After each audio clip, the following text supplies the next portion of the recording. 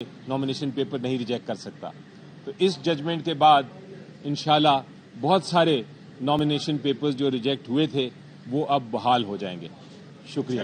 بتائیے گا کہ جو ریٹرننگ افسر یہ کر رہے ہیں اس طرح کاغذ مسترد کر رہے ہیں, کیا ان کی تربیت نہیں کی گئی یا الیکشن کمیشن کی مالافائڈی ہے؟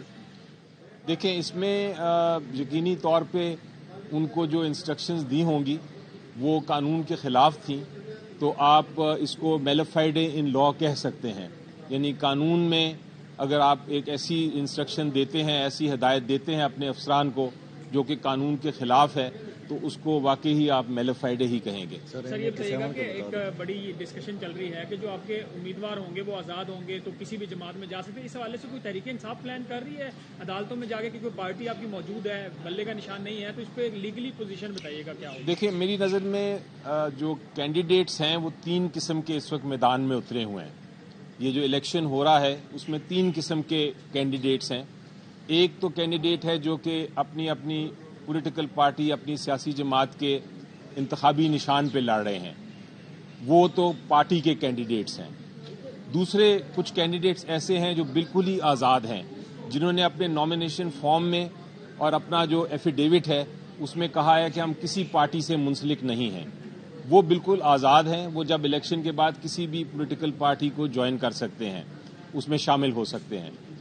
تیسرا کینڈیڈیٹ وہ ہے جو کہ جس نے اپنی نامینیشن پیپر میں لکھا ہے کہ میں اس پارٹی کا, ایک خاص پارٹی مثلا پی ٹی آئی کا میں کینڈیڈیٹ ہوں, اور پی ٹی آئی نے اس کو ایکسیپٹ کیا ہے, لیکن وہ سمبل چونکہ پی ٹی آئی کو نہیں ملا, وہ اپنے ہی سمبل پہ لڑ رہا ہے الیکشن, لیکن اس نے ایفیڈیوٹ میں بھی اور نامینیشن پیپرز میں بھی یہ ظاہر کر دیا ہے کہ میں پارٹی کا نامنی ہوں.